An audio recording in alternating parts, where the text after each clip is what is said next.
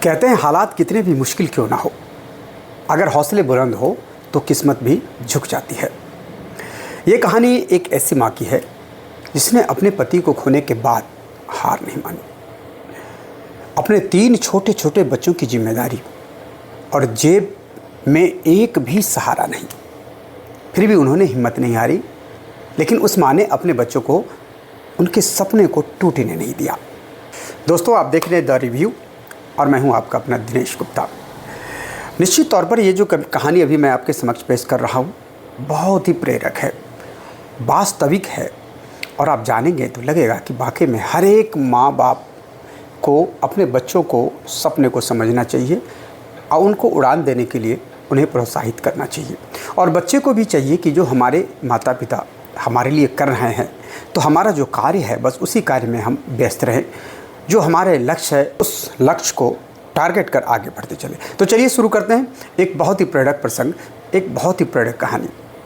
दिन रात मेहनत, पसीना, दर्द और संघर्ष, सिर्फ एक उम्मीद के लिए कि उनके बेटा पढ़ लिख कर कुछ बने।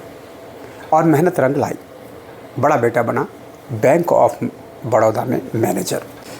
बीच वाला बेटा जिसने हालात से लड़कर JSO परीक्षा में पूरे देश में 5वां रैंक हासिल किया, रमेश कुमार चौधरी।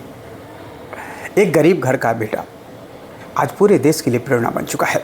और सबसे बड़ा छोटा बेटा अभी भी अपने मंजिल की ओर आगे बढ़ रहा है, स्नातक की पढ़ाई कर रहे हैं। ये सिर्फ एक परिवार की कहानी नहीं है, ये हर उस माँ की कहानी है।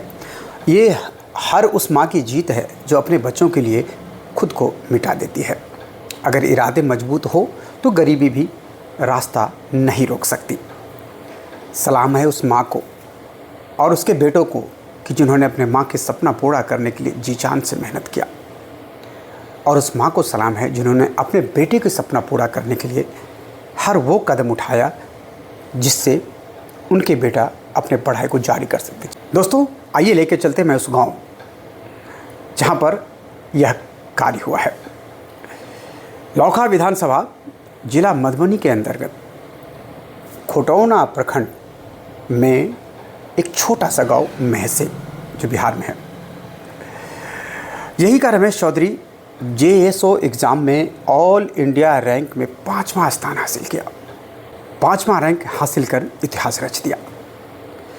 9 अप्रैल 2026 को घोषित परिणाम के साथ रमेश का चयन जूनियर स्टैटिकल ऑफिसर यानी JSO के पद पर हुआ है।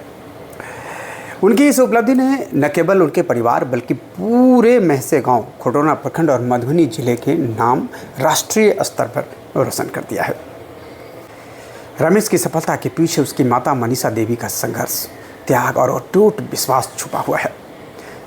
पति स्वर्गीय उतिम लाल चौधरी के निधन के बाद उन्होंने अकेले ही अपने 3 बेटों का पालन पोषण शुरू किया। कठिन परिस्थितियों के बावजूद उन्होंने शिक्षा को सर्वोच्च प्राथमिकता दी और अपने बच्चों को आगे बढ़ाने के लिए प्रेरित किया। आज उनका यह संघर्ष रंग लाया है। रमेश ने भागलपुर से अपनी उच्च शिक्षा BTech पूरी की और उसके बाद हरियाणा के एक गुरुकुल में अपनी सेवा दी। सीमित संसाधनों और कठिन परिस्थितियों के बावजूद उन्होंने अपने लक्ष्य पर ध्यान केंद्रित रखा और कड़ी मेहनत के दम पर यह मुकाम हासिल कर लिया। उनके बड़े भाई दुर्गेश कुमार चौधरी गोरखपुर में बैंक ऑफ बड़ौदा में मैनेजर के पद पर कार्यरत है।